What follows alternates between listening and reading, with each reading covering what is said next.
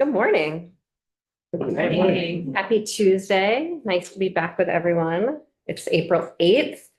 We're going to do the final run through of H454, do an overview of the fiscal note. We can do a quick overview of the timeline as well, and then we are voting H454.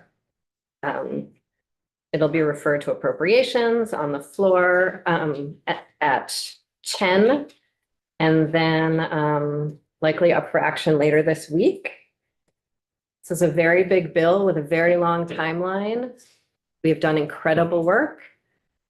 The staff has done absolutely incredible work and deserve much kudos and long breaks, which they might not get. And sorry about that. And there might still be things that are not perfect in this bill, despite all of our efforts.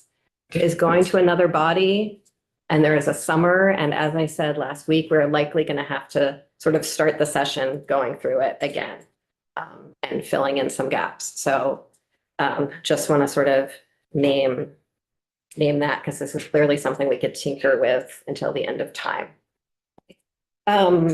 So with that, Beth, let's high level on this one. Thank you. Beth St. James, Office of Legislative Counsel. Good morning. It's nice to see you back. So what I think we're going to try and do today is just John made a very handy cheat sheet for all the changes that occurred between Friday and today. And so I'm going to run through that. If I skip something that you think was a change, let me know. We'll go back to it. So the first change is going to be, or the first update. So we're looking at draft 3.4 of your strike all amendment to the report on the Committee of Education's strike all amendment to H454 as introduced. Everyone on the same document? Okay. So the first change is in section 1, findings, intent, and plan. Starting on page 3, in the intent subsection, you'll see that this is in subdivision 2. This is kind of the plan of where you're going to go in the future. And so enact larger new school district boundaries stayed the same for effective July 1, 2023.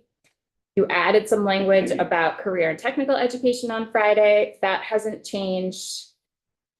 What has changed is on page 4,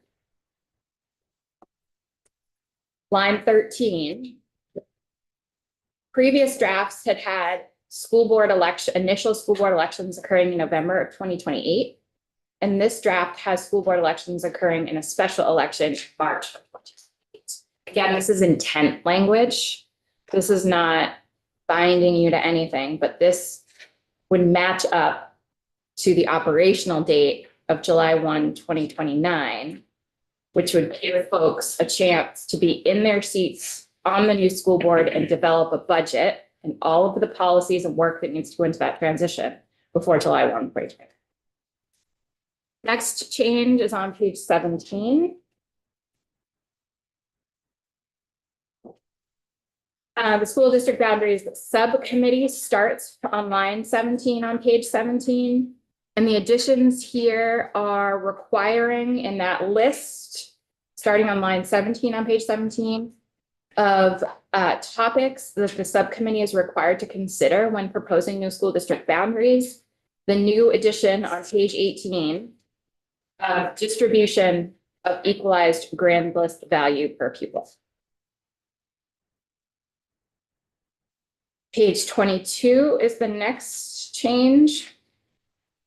And that is class size to class size standards. The class size standards themselves haven't changed. You'll notice that we start class size standards with kindergarten. And so we added to the list of exclusions on line 15, subdivision 5, pre-kindergarten. So pre-kindergarten is not included in the class size minimums. There are no class size minimums for pre-kindergarten contemplated in this bill.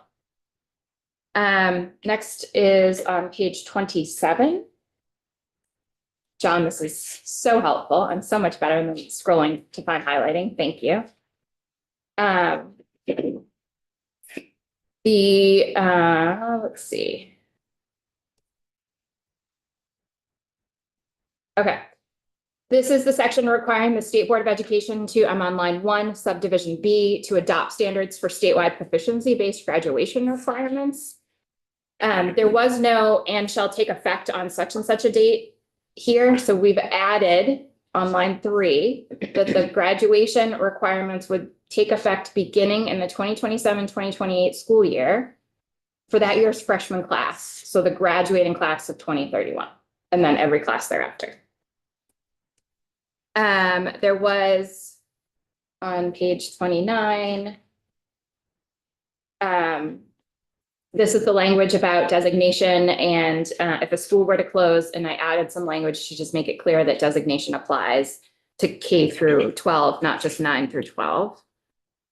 The school construction advisory report or school construction advisory board report to you all on page 36. Moving that due date up from January 15th, 2026 to December 15th, 2025 on line 13. Page 37, John, let me know if I get this wrong. School construction aid special fund. Where was Subsection B. B? Up to. Okay, so is this brand new? Okay, so adding language here to the school construction aid special fund, I'm on page 37, line 18. Clarifying that funds will include amounts deposited from the supplemental district spending reserve. Page 49.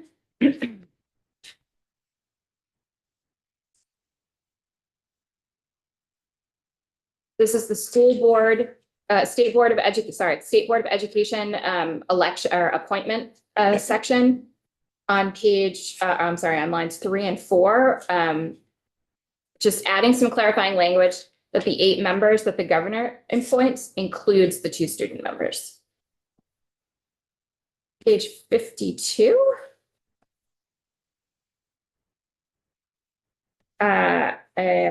Some kind of technical updates to line 13. Sorry, on line 15. This is the $200,000 appropriated to the State Board of Education for their sunset review of all of their rules and the update. And previously it said staffing and resources necessary on line 15. And so we added language here to make it clear that this would be contract resources with the contract resources necessary. Page 53.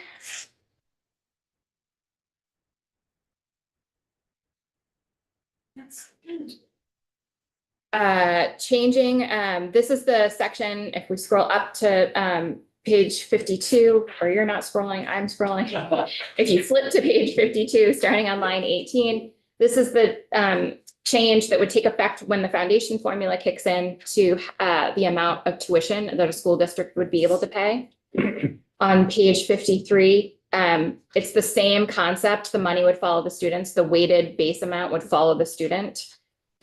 We just changed some of the language to make it clear how that would be, that amount would be arrived at. So it would be the base amount multiplied by the sum of 1 and any weights applicable to the resident student.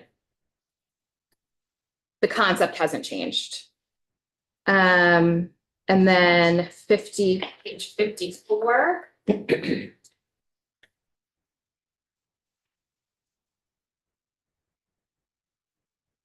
is a change to the adult education funding section. There was an update made. Can I phone a friend on NEPA, please? John Gray, Office of Legislative Counsel. We had previously in the draft amended section 4011 to include that NIPA inflator, but it was only effective in 2029. We can just accelerate the effectiveness of that inflator by amending this section here. And so this would, instead of kicking in the inflator in 2029, it kicks in next year. So it's just a quicker update. Thank you. Can we pin this? Because I think between now and the end of session, we need some further look at that. So we have, don't think it's in the bill, but JFO has a very explicit plan to do like a really deep dive on inflators, so we can amend next year. I'm actually not worried about the inflator. Oh, okay. I'm worried about the 6,800. And Oh, okay. because I don't feel like we know how to work with this until we know what it actually represents. Page 56. We're in the special education reporting section here. There was the word uncontrolled appeared twice in this section related to growth and extraordinary special education, and it was just removed on page 56, line 21, and 57, I'm not sure which line. 18. Right. It's still there. Oh, sorry. Okay, we made the change to that that change will be in whatever. How do you want to deal with small typos as far as a vote? If they're small typo, is everyone okay with, yeah, okay, great. Okay, so the word uncontrolled will be removed from Thank you. whatever you vote out of here Awesome. on line 18. Special education strategic plan on line 62, on page 62.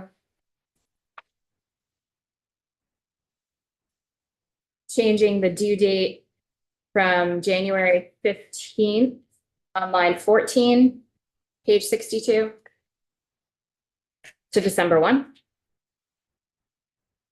And then on page 63, this was a bit of fancy footwork that I worked on with JFO regarding the appropriation for the position that is created in this section to within AOE to support the development and implementation of the 3-year special education strategic plan. So on page 63, line 5, there's language in here. Actually, the language occurs on line 6 that $150,000 is going to be a part of the base budget of this year. It's already passed out of the House, so we can't just make that change in the budget. And then the starting on line 7, a requirement that the agency shall include funding for this permanent position in their annual base budget request in subsequent years, as they do for all of their permanent positions. And that is the end of my section. Thank you, Beth. Sorry. I should. Require.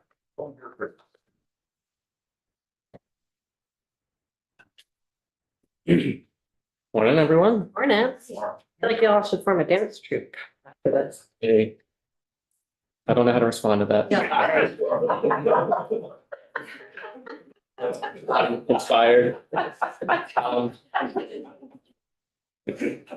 Just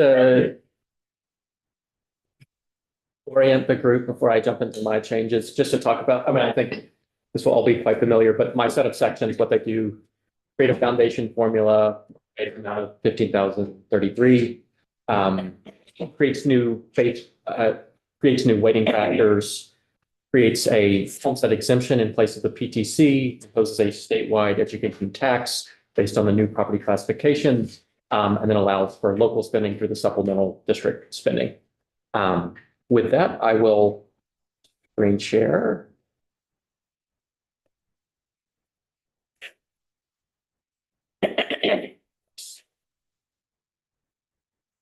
Okay. So the first updates I have are to the base amount.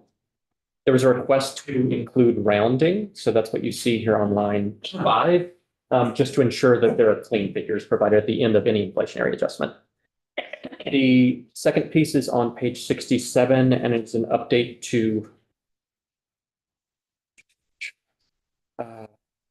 make clear that you guys had requested some updates to how children with a disability are referenced. And so I made this out to be children with a disability whose disability is identified as, and then I spell out those different cost categories. I think that addresses everyone's concerns. On page 76, my fire draft had the actually on page 77, I'm sorry. The sparsity support grant. I had included the dollar figure from the initial Dr. Colby memo, which had been updated shortly later that morning. And so I've now updated the sparsity support grant to reflect the latest figure in the latest Dr. Colby memo. So that's that 1,954 figure for the sparsity support grant. Thank you. Can I ask one quick question on page 77? Yes, Burkhardt. I'm so sorry to interrupt. You know, we're trying to go fast. No, that's what we're doing. Why, it says, so small schools is calculated on the 2-year average enrollment, but the sparsity is calculated on the long-term Yeah. membership. Yep, the reason for that is that when we think about the sparsity, we're referencing a district. And so we have the concept of long-term membership, which reflects a 2-year figure, 2-year ADM, right? We don't have a comparable category available for schools because LTM is measured for a district-wide piece. That's why you see on page 76 that we had to build in a specific definition for enrollment. So it's just getting at district versus school. You have to have, yep.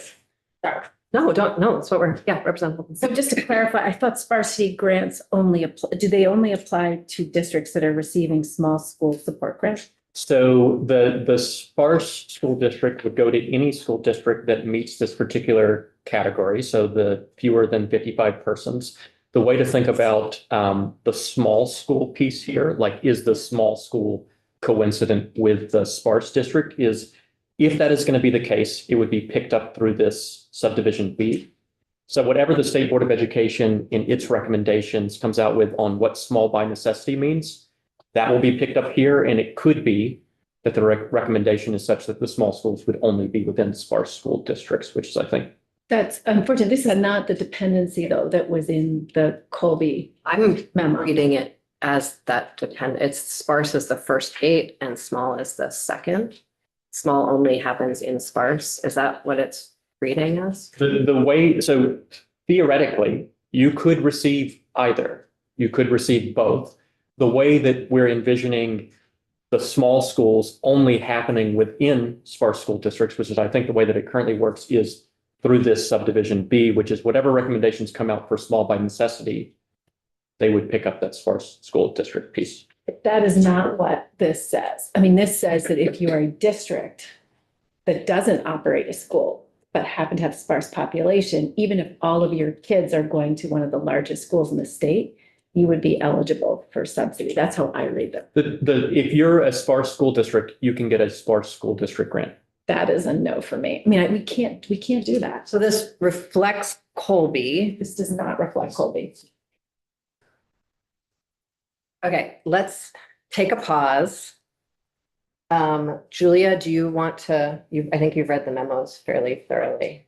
Okay, Sure. Julie Richter, Joint Fiscal Office. I'm hearing a number of, I think people are identifying different questions with the language. So the first piece to clarify is, to John's point, what he was just speaking about, the small by necessity school grant is not necessarily contingent on being in a sparse district, which is reflective of Colby's memo, because the determination of a small school is from the State Board of Ed. I think there's some confusion there because JFO's original modeling identified those small schools within a sparse district because those rules have not yet been determined. thanks. So that's piece number 1.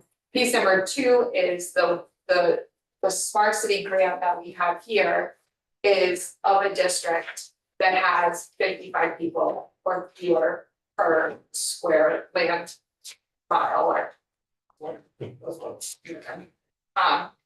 To John's point, I think that the consideration here that's worth noting is the districts are still to be determined, right? So we don't know yet what those districts are going to be and if there will be non-operating districts in the future state. So this is reflective of just the encompassing sparsity district. And this, I think the same way that transportation grants are going to need to have a whole set of new rules and guidelines added to them in statute next year, both of these grants are going to need to have new rules attached to them next year when we actually know what they're applying to and don't know right now. I believe what we heard was districts should not be weighted for variable costs they don't have unless we know what this is. I mean, I thought the point was to weight students at the point of enrollment, which would be in schools that were designated small by necessity. That was the dependency I thought we would see based on her testimony. This is creating a new class of school districts, not schools that operate, that would be eligible for subsidy, even if they were sending their kids to the largest schools in the state, I'm just saying. Mhm. And that seems to be counter to the intent.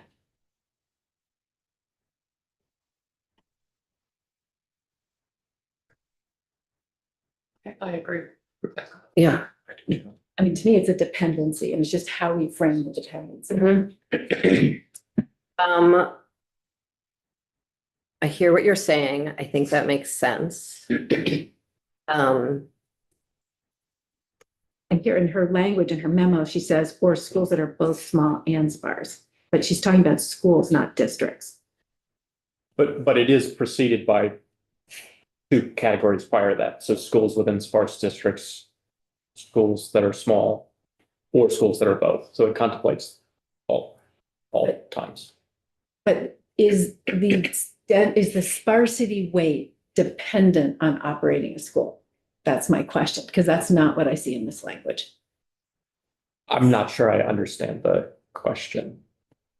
The way I read her language in her memo is to give to schools with fewer than 100 students, schools in sparsely populated areas with fewer than 55 students per square mile, or schools that are both sparse and small. She never uses the word district in that paragraph. And part of it is, I think what she's saying is there are schools that are just plain small. There are schools that are small and in sparsely operated areas, but she never says wait for sparsity if you aren't operating a school. And this language opens up that possibility. Yeah, I would just call it she does specifically contemplate that you could receive sparse without small. I don't see that in her memo. If you could show me where in the memo that is, I'd be grateful. The clauses preceding what you just read. Can I hold Yeah. it just so I don't want to misrepresent.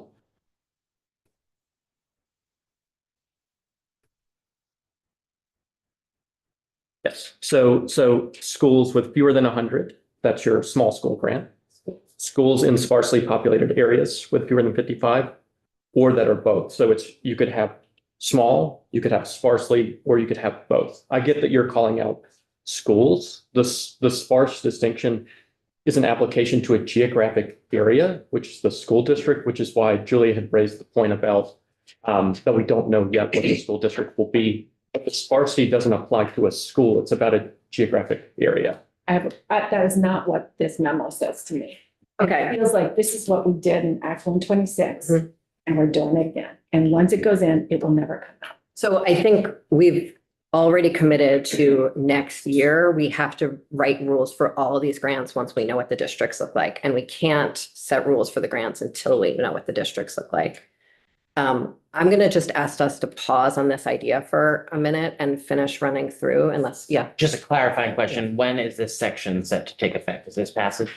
No. These are at the same time. So currently, the way that these are dealt with is through weights. So the weights will be repealed in July 1, 2029 for the foundation formula, and then these grants kick in at the same time. But I take the point that the sentence uses the word school. And schools are not the same as districts. Yes. They are not the same. I agree with Representative Holcomb, but since this doesn't go into effect until 29, I'm fine to let this play out a little bit. I'm concerned about that. I'm going to ask us just to put it aside for a minute, keep on going through and just let it sit in the room. I just have Yes, a Representative question. On July 1, 2029, the leases are repealed as the foundation formula comes in. Mhm. They're not repealed unless the foundation formula comes in.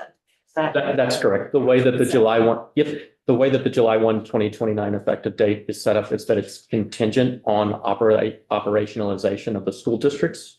So once you guys have voted particular school district boundaries, once those have been enacted, once they assume responsibility for education of students within the state, at that point on July 1, 2029, all of these changes would happen at once.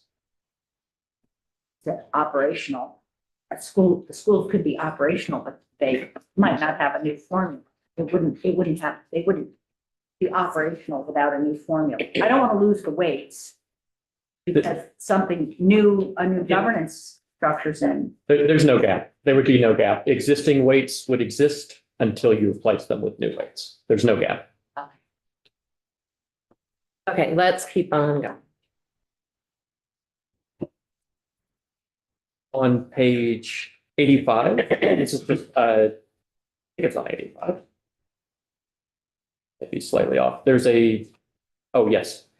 The supplemental district spending reserve, this is just technical cleanup reflecting a JFO consideration. So under subsection C, this language previously said monies deposited, those are transferred. So it's just an update per JFO's direction to reflect the actual accounting that's done. That's on page 85. On page 88, we have moved away from penalty language to the word recapture. And you'll see that throughout the draft, but I'm just drawing attention to where we actually make the definitional change. Previously, this was supplemental district spending penalty, is the amount of revenue raised through the imposition of that tax that is in excess of the SDS. Yeah. And now we just say recapture to talk about that. Biggest change, I would say, in my sections is what we're coming to now. I think this is probably aligned with the intent all along, but is matching that intent in language. So imposition of the statewide education tax.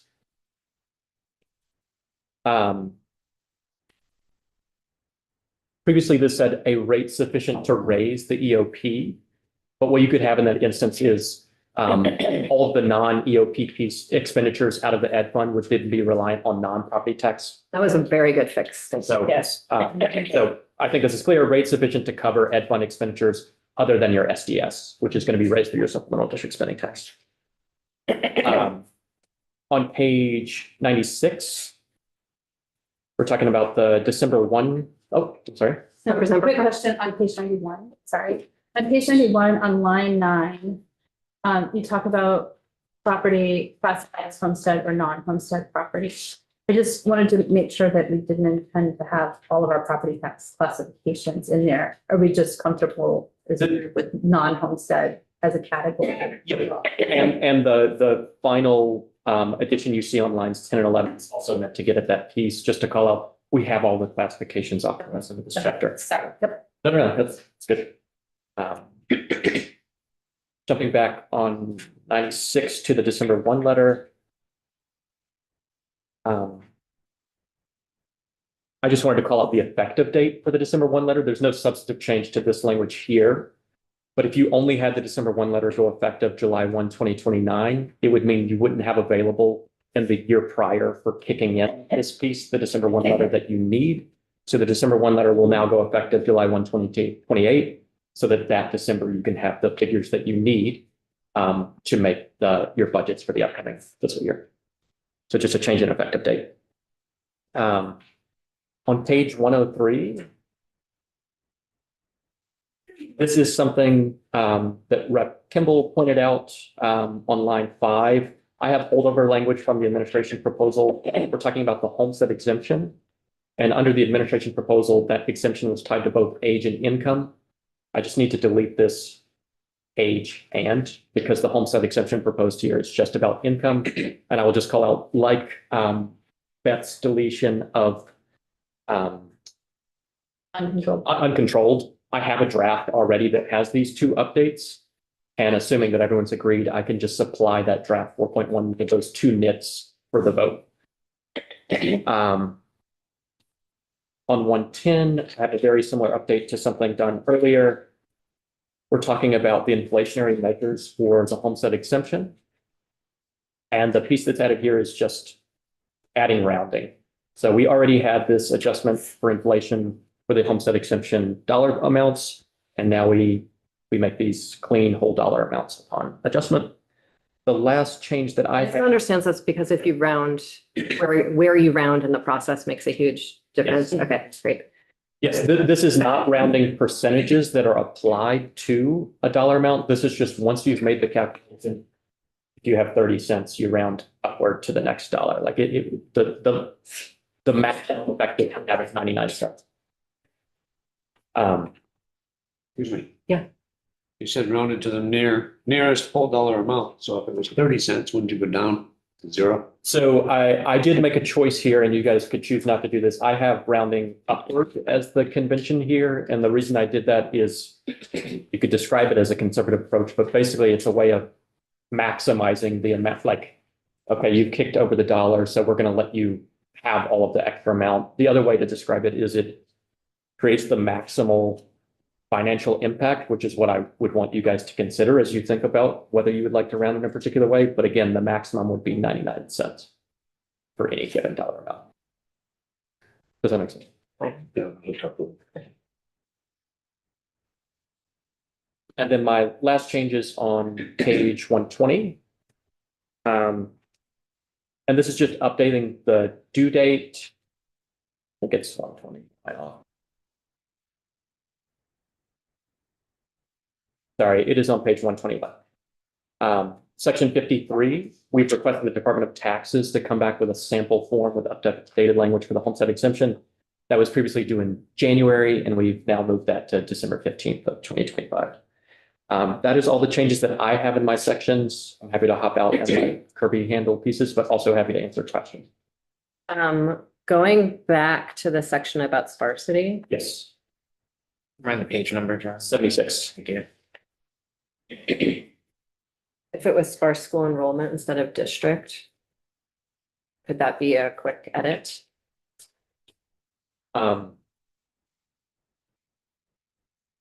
Yeah, maybe. Let me Yeah, talk to Julie when I'm out of Yeah. the chair. Great, thank you. What's up? I was gonna say, you just leave it up, so only got a little bit. He's gonna use computer for editing. Kirby got a hair. Oh, you got a perfect Kirby. Use this. I did. You're like a lot of like.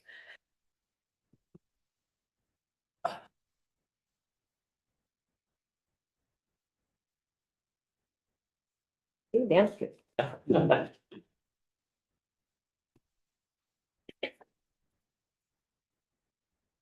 You know, those two do go a long way.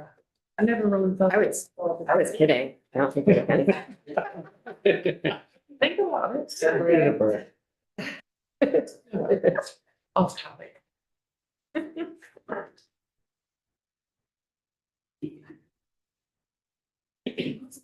Along with a lot. I love that. We all merge. Yeah.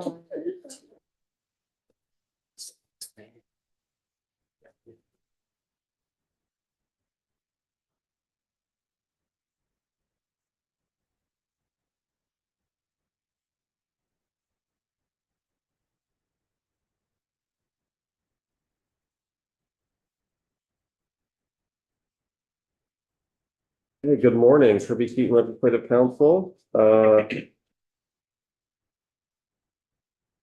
only have a few things to show you.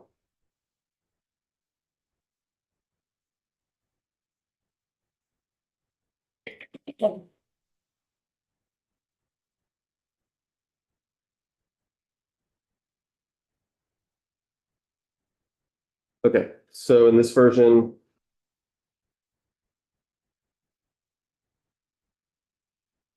we have a change, or well, for the property classification sections, which are 60 and 61, and then there's a new 61A, which I'll get to in a second. But for 60 and 61, there's the effective dates are, I think previously they've been discussed to make those July 1st, 2029.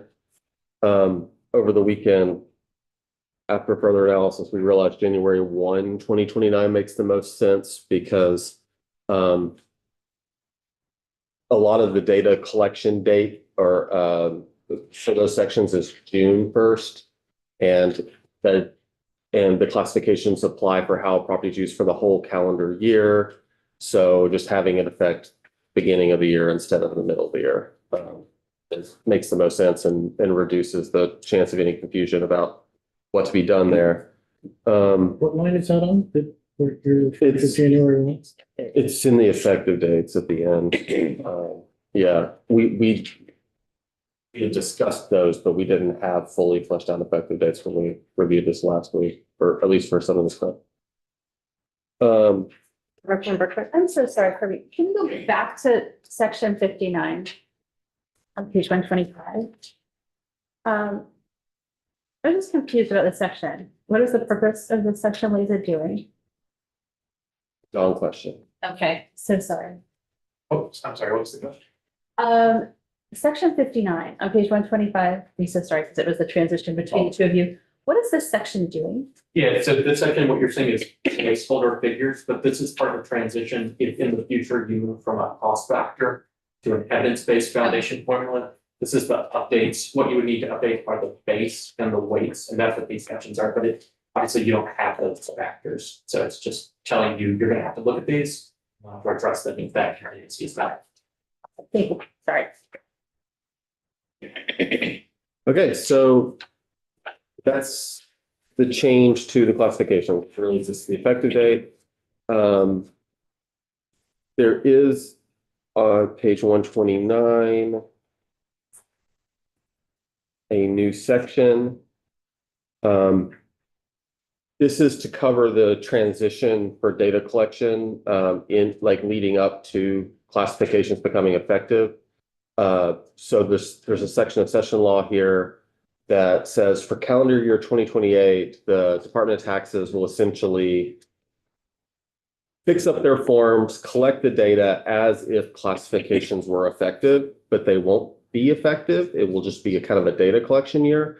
And this is not just for practice though. It's going to be needed for the December 1 letter in that year to set things for the next year. So that data will be used in calculating tax rates for the next year. But the full effect of all the law is not in place yet at that point. So we have 1 year of that, and then the next year we have the law comes into effect. I think it's a great example of what a weekend of looking at effective dates can do. Because we have the fiscal years, we have school years, we have tax years, and they all need to things represent. Thank you, Madam Chair. So initially Thursday or before, we were looking at 9 classifications. It came down to 4 on Friday. You said you had reached out to the tax department in regards to those 4, and I just wonder if you got any response from them. I've not heard. Okay, thanks. Just a question on this. This is about the use of the property and the form they're going to file. This does not make the homestead declaration null and void, does it? Or does it? Okay. It's still about the use of the property, whether it's residential, non-residential, how it fits. Yes, I think the assumption is the homestead declaration could be used, could be modified to collect some information necessary for this possibly. Landlord certificate would almost definitely be changed to collect some of this information, and there might be a need for new forms depending on how the department wants to go about it. It would be something like a homestead declaration for everyone, but it wouldn't be called a homestead. It just struck me as like, maybe this form replaces that, but we'll deal with that as it goes. So in this transition year, we have the tax will collect this. In normal years, it will be June 1st. But there's some cushion within all of this because people will have filed an error and need to correct that later in the year sometimes. Like that happens now with homestead. So trying to give as much space for that as possible. So that's why for this session law, October 1st is the date that tax will get the information to JFO, giving them as long as possible, but then keeping enough time for JFO to work on the December 1 letter. Then we have one change on page 130, regional assessment districts. This was from the discussion last Friday. That's it.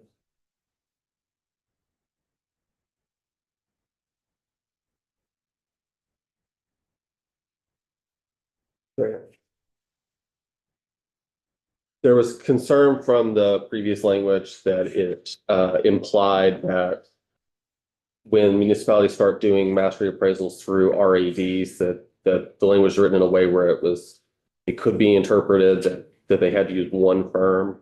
So this has been reworded to say member municipalities shall contract jointly with one or more third parties to conduct reappraisals. And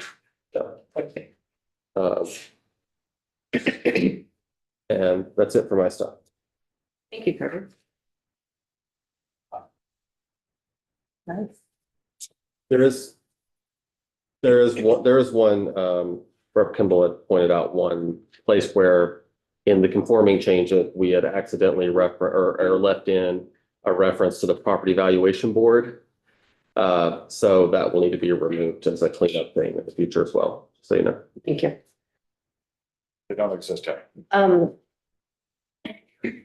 Do you all have a suggested fix that you're ready to share with us? Okay, who would like to share it with us? I'm happy to. Okay.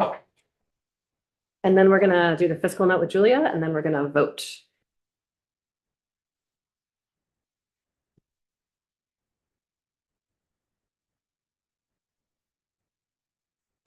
Dancing troop-esque. I was gonna say something and then I did. I'm gonna let the joke end. Just a second.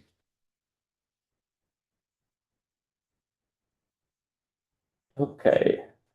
I hope we have the solution to this concern. So we are on page 77. This is now draft 4.1. And what we're calling out here now to get to Representative Holcomb's school concern, as opposed to the district level, to pay a sparsity support grant to each sparse school district in an amount determined by multiplying the 2-year average enrollment of each public school in the school district by 1,954. So you only pick up dollars for the actual enrollment in public schools. Would it be for each school in the district or just for each small school in the district? This is agnostic, as this does not pick up small for this piece. This is just if you're operating a public school within a sparse district, this is available as a grant. So just help me understand how this would work if the left corner of the district was sparse. Is it based on the overall district? It is based on the overall. So if you have Exactly. a Exactly. city right in the middle of it that outweighs the sparsity. Exactly. Okay. That's correct. Okay, does that work? Does that work for everyone? Yes. Representative Holcomb, I can't see your, Yeah, I mean, again, I feel very uncomfortable doing this without some modeling. So I think we'll have to revisit this next year. I think we will have to revisit, but should we, are you good with making this edit now? Okay, is everyone else good with making this edit? Yes. Yes. Can you tell us Okay. one more time, what's it? Yep. What's it say? Instead of district, it's gonna say home. Yeah, just to call out, previously, the way that this worked is that it was just applied as a district. So it would pay a sparsity support grant to each student essentially within that sparse school district. Now it is tied to the average enrollment in public schools within that particular district. So it's, yeah, if you were sending folks out of the district, that wouldn't be available in grant funding. To call out the other two pieces that are made in this draft 4.1, they're the NIPS that we talked about before. That's removal of the uncontrolled for uncontrolled growth. And then removing that age language within the homestead exception piece. Okay. Folks good? And okay voting before we see those final few word changes? Okay, let's go to the fiscal note.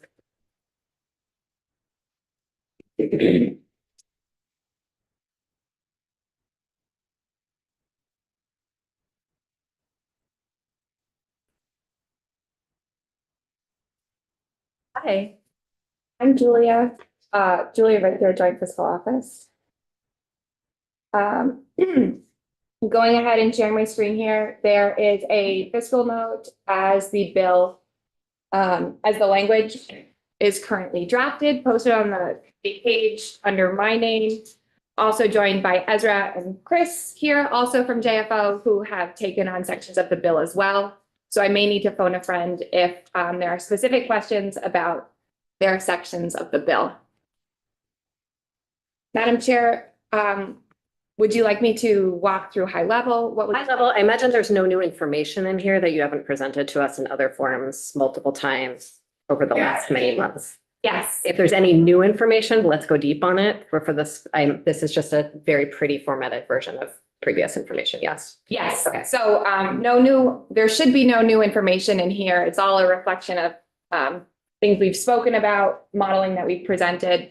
I will note that if the committee does vote out this draft, we will then post on JFO's website an updated, a folder with the updated slide decks that are reflective of the language included in the bill. So there are some pieces of modeling that you've looked at here that are not included in the fiscal note because the fiscal note is already pretty long. But those slide decks will be available with all of the caveats that are necessary to include for interpreting. I want everyone to catch that. JFO doesn't usually do that. Usually you have to like wade through like, you know, the like Richter list testimony witness plan, right? And some of us might look at that. That's great. It's gonna be a very helpful thing to refer our colleagues to. I don't know about you, but I've been like gathering random links, putting them in bullet point lists and sending them to people. And I'm very glad that Julia's done that. So just please spread the word. Okay. So it's not done yet because I want to know how to appropriately title the folder, but it's all ready to go if and when you all move forward. So high level, as you know, this bill would make numerous and significant changes to both the education funding system, the statewide education system, and the property tax system. So bill summary, this is really reflective of everything that I've been working on over the past weeks, months. High level, this shouldn't come as a surprise because a lot of the bill, the fiscal implications of the bill especially are due to take place in future years and rest on future policy decisions. The overall fiscal impact is unclear. Implementation of many provisions of the bills are estimated to have a fiscal impact, but are reliant on a number of those outstanding policy choices. We've included a table here of the FY26 specific fiscal impacts in the bill. So there are some costs to the Agency of Education, a couple of appropriations outlined here. I'm going to scroll on unless you'd like me to go through section by section. Okay, scrolling forward to, actually, let me just, page 7 of the fiscal note.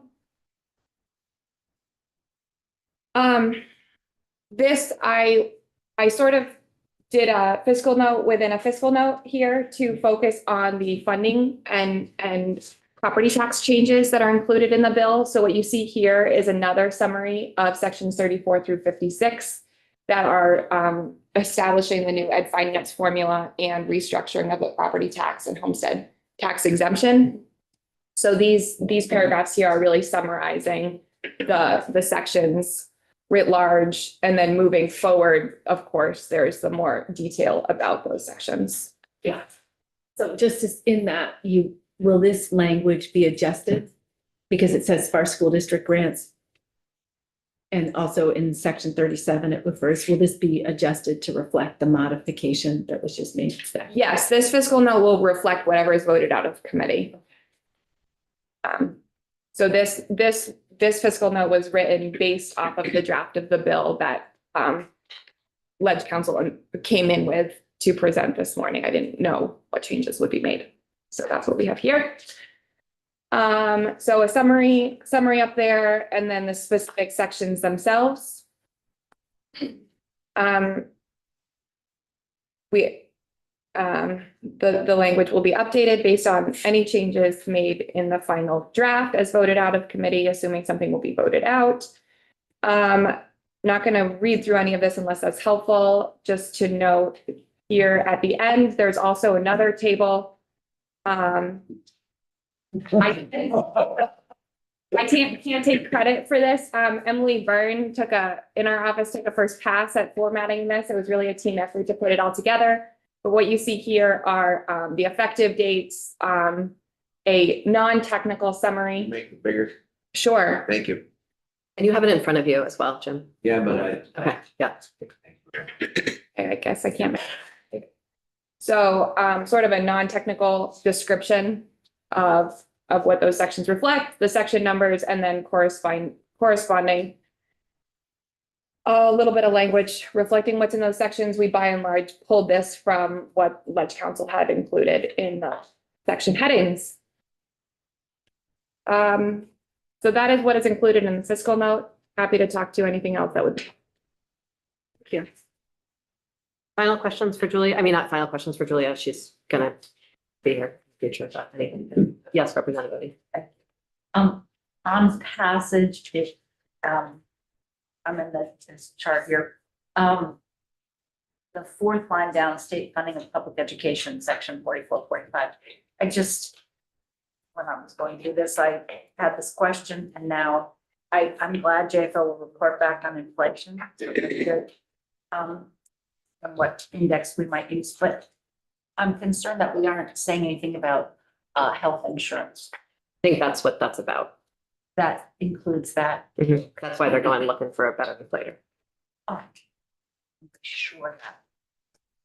But we're not going to be too explicit with them because if they find something interesting along the way, we want to hear about it, even if it's not about that. I see. All right. Please don't do anything. Thank you very much, Julia. Oh, sorry. Just a question, Julia. I don't know if I've seen a fiscal up this long and detailed. So I want to thank you for the work and the whole office. So this is really incredible work. Thank you very much. Thanks. Thank you. So, Madam Chair, I would move that we vote positively on our amendment, call amendment of page 454. I think they were voting on draft 4.1 Yes. at 9:17 a.m. That's right. Yeah, okay. Thank you. Yes. Representative Kimball moves that we vote affirmatively, H 454, draft 4.1. Any discussion? Yes, Representative Feltes. How do we know that the base amount and the weights that we're considering in this bill are accurate or are reasonable or how do we evaluate that information as opposed to the previous information we received? I'm struggling with figuring out how do I know? And I don't know that for sure. With all the information we've received, we really didn't get information on how those numbers were calculated. We had some, but it wasn't clear to me where those numbers came from. And I am just very uncomfortable with voting for a set of numbers that I don't know where they came from. And I'm particularly concerned in which these set of numbers that we're voting on with the preliminary analysis that Julia did last week, it looks like we would be spending even more than we are right now. And I'm not sure if that was our intent of this. I would much rather have I don't know what I would like to have, but I would like to feel more comfortable with those numbers are. From my perspective, we know the evidence-based numbers didn't work for the first few years of a transition, right? And I think we successfully found sort of the pieces that were missing from that. And there was a lot more that we wouldn't find. The cost factor analysis, which from my perspective in our testimony, that's what sort of pointed, was where we were pointed in terms of the best path for analysis. I think the statistical strategies of it can feel a little black box like.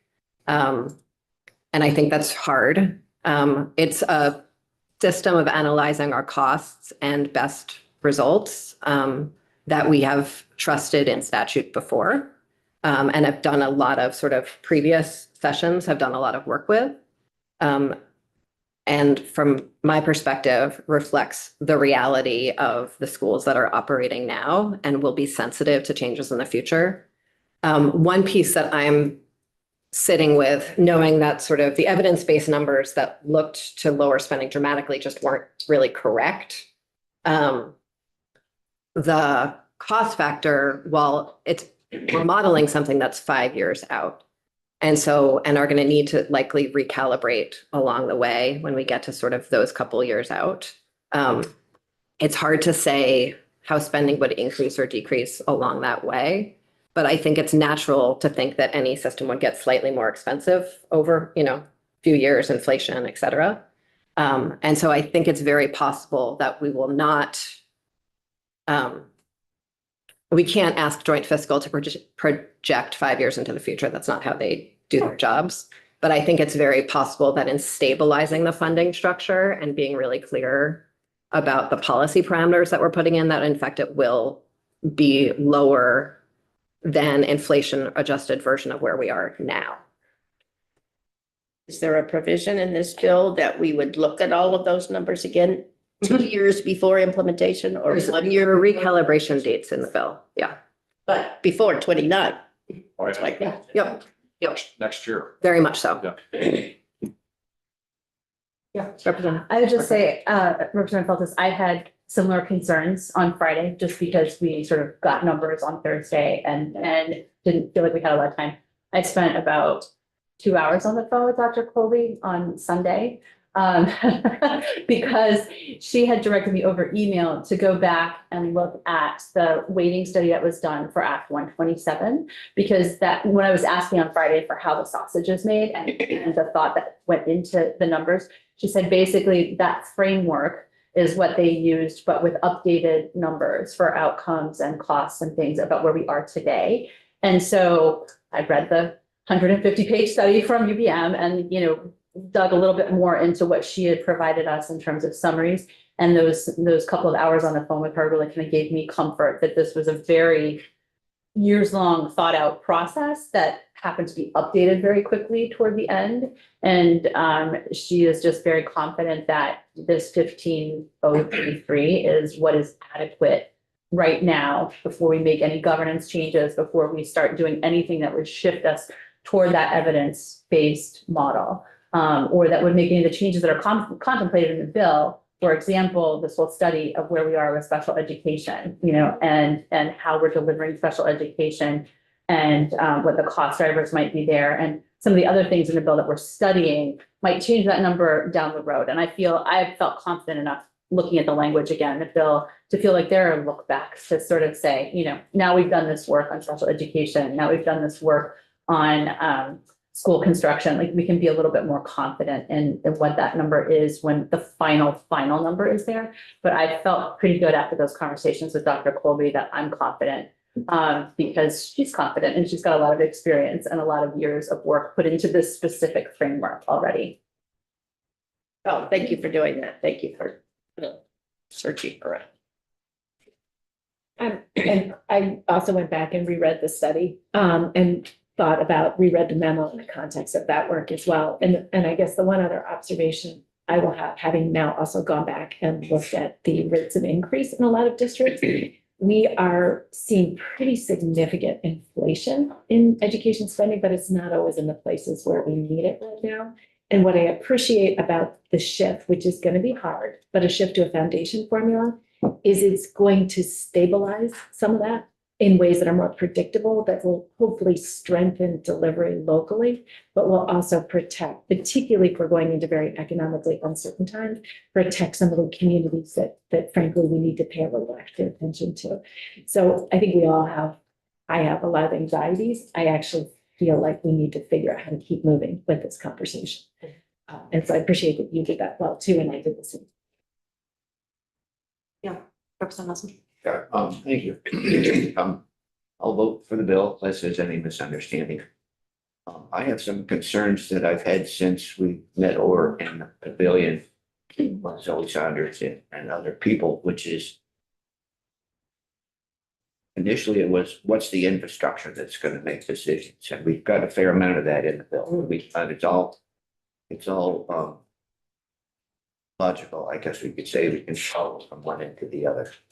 There's something, I have a concern that has been gnawing at me for a while, outside the four corners of the bill, that I've expressed to some of you, which is so we'll end up with a structure where there are new regional boards, by whatever terminology. Within that, there'll be subsets of more localized boards. But my concern is, well, first with the recognition that a lot of if this running to its full implementation, a lot of educators will lose their jobs. I don't see any other way around it. And I don't think our caucus or any of us are really prepared to deal with the consequences of that think it through. And it's a great concern of mine. I think if we go forward with the bill as we must, steps will unfold and we'll have to sort them out. But it makes me very uncomfortable with the Rural Schools Education Alliance. They're concerned about closure of schools and that some of their arguments and presentations are exceedingly articulate, even if I don't agree with all. But within that is to restate what I said, a lot of educators are going to lose their jobs. And I'm concerned about them, their families, our communities, and impact of that on students. Representative Maslin, I guess what I'd offer to you is that on the timeline that we've set up in this bill, in talking to both Ezra and Chris Roop, who have done really deep dives into what attrition will look like because of the impact on the pension system and the impact on the unemployment insurance system. Sure. It's likely that the vast majority of this is going to happen naturally. We have a teacher shortage right now, and we need it's one of the reasons to go at the speed we're going. Is that likely there actually won't be that many people who lose their jobs, though shifting within the state is, a challenge. If that turns out to be, that is concerning and not disconcerting. Yeah, and we need to be very careful about it for And the I'm pension system, if not the humans. concerned that our discussion outside the building in our districts encompasses these things and that we understand what the consequences will be and we're prepared to help our districts, constituents individually, families, whether to sort through it. Won't be an easy discussion. I was gonna add to what you said. I mean, I was part of a significant merger that merged 4 elementary schools into 2 elementary schools, and we actually didn't fire a single teacher because by the time it was resolved, natural attrition had addressed that issue for us. That's good. And so it doesn't need to be. I appreciate the fact that the House Education Committee has outlined a deliberative process that hopefully will take into account some of that. And as well, I also wanted to say, I think we all know when we are voting, we may be voting for a much better funding system. I think we also know that we need to do some of the structural work because a funding system doesn't solve a spending problem. And there are some things we may have to do to address spending. Those take deliberation. And I appreciate that House Ed has tried to be deliberative. Yeah, I want to repeat again, like we have more work to do after this passes out of our committee. We have more work to do next session on this. This is, yes. Yeah, just to share, I met with my school board last night and there was a question raised, as to why can't we move faster and save money quicker? And I hear that, and sometimes I look at the effective dates in this and I think, boy, that's a long way out. But looking at that deliberative process, so we don't create chaos and mass confusion in our school districts and our education system, I think is important. And so I appreciate the deliberative approach with which House Ed approached it as well, and that our funding system, the things that we've added to the bill, I think are really strong, and I'll stand behind them. So it's just frustrating when you think, I need to respond to my constituents, and then I also need to look out for the interests of our students. And that's where I'm balancing it. Thank you. Yeah. I would just say I appreciate the constant reassurances that the work is going to continue over the next few years on this, because I think that what we're doing here is creating a much more stable, more predictable funding model based on the spending that we currently have within our education system. And I also know, as in my district, and I know my district isn't unique, that even with the amount of money we're spending now, there are many districts across the state that are not meeting students' needs right now. And, we look back to that meeting Rep. Maslin referenced earlier with the need for more mental health supports, the need for more social services to be housed within our schools. And I look forward to digging into more of that policy around how we're spending those dollars to ensure that our students are getting what they need. Because even with the large amount of money that we're spending now, the kids aren't getting what they need to out of our education system. So I think that what we're doing here makes those conversations a lot easier over the next couple of years. I have a question, and I think it's for John. The supplemental district spending. We took the penalty away. So explain to me how this creates the school construction fund. Yeah, so the way that works is you'll recall that we raised the school district with the lowest taxing capacity, which is what that yield for determining your supplemental district spending is. So for school districts that are greater than the lowest taxing capacity district, they will raise more at the same rate if you applied it in that school district with the lowest taxing capacity district. And the extra amount that's raised by the rate that you would have had to use the lowest taxing density district would be reserved and then could flow to the school construction aid. So basically. There's still a penalty. We're Right, not so calling it we that. removed the extra. There's no penalty, there is just equalization. Yes, Representative Higley. So I had a meeting last night with North Country School, North Country High School superintendent, principal, and teachers, and there was 8 of us reps and senators there. So I was the center of attraction.